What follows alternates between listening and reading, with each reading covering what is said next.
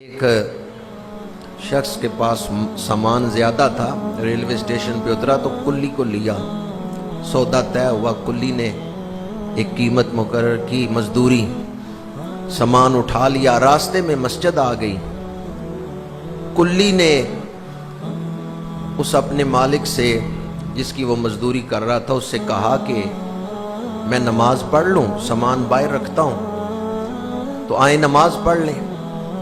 اس مالک نے کہا نہیں تم نماز پڑھاؤ، میں باہر ہی بیٹھتا ہوں۔ کلی اندر چلا گیا مسجد میں نماز پڑھنے۔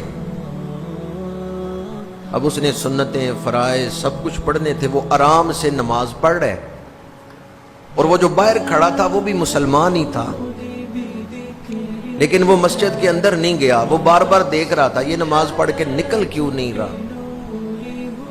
تو تھوڑی دیر بعد اس نے گھبرا کے کہا کس نے تجھے اندر روک لیا ہے، کون نہیں تجھے باہر آنے دیتا، جلدی باہر آ۔ تو اندر سے اس کلی نے، اس مزدور نے جواب دیا، اس نے کہا جس نے تجھے باہر روکا ہوا ہے اس نے مجھے اندر روکا ہوا ہے، جس نے تیرے دل پر توفیق کا دروازہ نہیں کھولا۔ بعض لوگ ایسے ہیں جو محروم کر دیے جاتے ہیں، اللہ سے توفیق مانگیں، یا اللہ مجھے توفیق عطا کر۔ جب نماز میں پڑھیں اہدنا الصراط المستقیم تو پوری توجہ کے ساتھ کہ یا اللہ مجھے نیکی کی توفیق دے، نیکی پر چلا، نیکی کے راستے پر چلا، اور مجھے نیکی کے راستے پہ ثابت قدم رکھ۔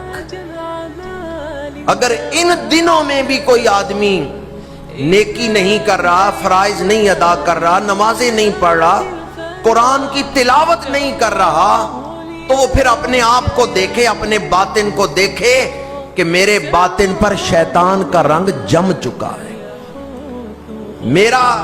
میرا باطن نفس کا غلام بن چکا۔ بارگاہ سے رد کر دیے گئے، جنہیں اللہ پسند نہیں کرتا میرے سامنے کھڑے ہوں، وہ ان دنوں میں بھی فارغ رہ کے بھی نماز سے محروم ہیں، گناہوں میں پڑے ہوئے ہیں۔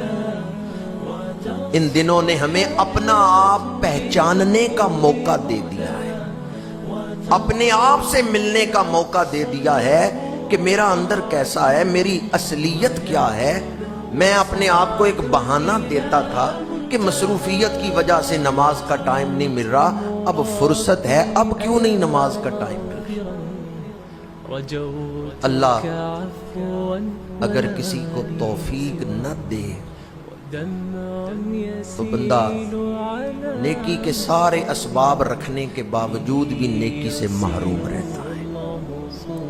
اللہ جس پہ کرم کرتا ہے اسے ہی نیکی کی توفیق